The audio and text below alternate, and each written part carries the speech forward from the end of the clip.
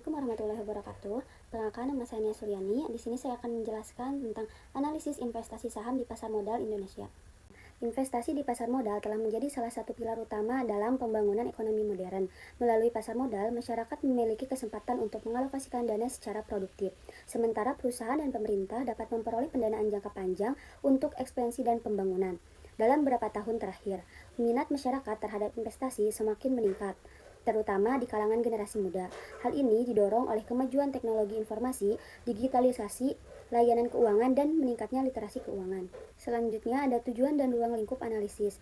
Tujuannya memberikan pemahaman tentang perilaku saham dalam pasar modal, mengevaluasi hubungan antara harga saham dan kondisi pasar, menyusun strategi investasi berdasarkan resiko dan potensi imbal hasil, menerapkan teori portofolio untuk menentukan kombinasi investasi optimal. Adapun ruang lingkupnya, analisis data historis harga saham LSIP, BSDE, BBTN, dan indeks saham atau IHSG.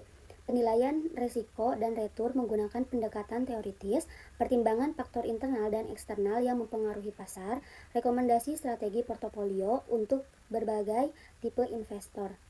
Selanjutnya ada peran dan konsep pasar modal. Yang pertama, investasi pasar modal, peluang peningkatan kekayaan, penciptaan lapangan kerja, dan pemerataan pendapatan. Yang kedua, meningkatkan efisiensi alokasi modal dan transparansi. Yang ketiga, sarana utama pengumpulan dana untuk perusahaan dan pemerintah. Yang keempat, indikator kesehatan ekonomi nasional. Selanjutnya ada struktur pasar modal di Indonesia. Yang pertama ada OJK, pengawasan dan perlindungan investor. Kedua ada BEI, fasilitasi perdagangan efek. Yang ketiga ada KPEI, clearing dan pinjaman transaksi. Yang keempat ada LKP dan LPP, penyelesaian transaksi dan penyimpanan efek. Yang kelima ada lembaga profesi penunjang, konsultan, akuntansi, penilaian, dan sebagainya. Dan yang terakhir ada pemodal dan emiten, sumber dana dan penerimaan dana untuk ekspansi usaha. Selanjutnya ada jenis-jenis saham dan hak-hak investor.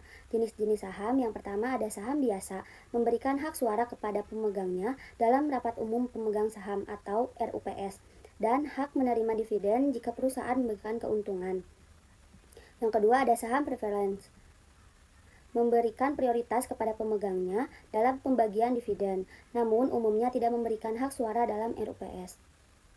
Adapun hak-hak investor, mendapatkan informasi yang transparan dan akurat tentang perusahaan, hak menghadiri dan memberikan suara di RUPS, hak menerima dividen sesuai kepemilikan saham, perlindungan hukum atas kepemilikan dan transaksi, hak mengajukan gugatan jika dirugikan, dan yang terakhir mendapatkan perlakuan adil tanpa diskriminasi.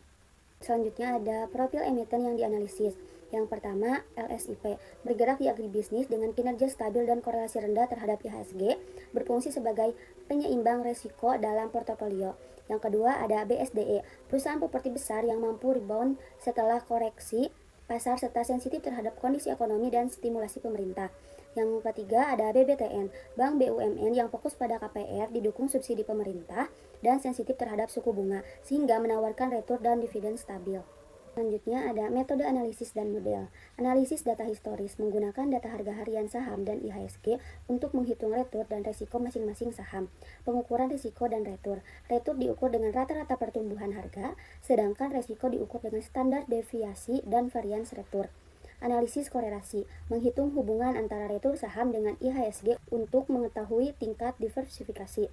Model Markowitz digunakan untuk menentukan kombinasi saham yang menghasilkan retur optimal dengan resiko minimum melalui diversifikasi. Model indeks tunggal menganalisis pengaruh faktor pasar terhadap retur saham dan membantu dalam pemilihan portofolio optimal. Selanjutnya ada tabel retur dan resiko aktiva tunggal. Dilihat dari tabel, saham LSIP memiliki retur yang diharapkan sebesar 0,16% dengan resiko tertinggi di antara ketiganya, yaitu 6,95% dan varian sebesar 0,48%.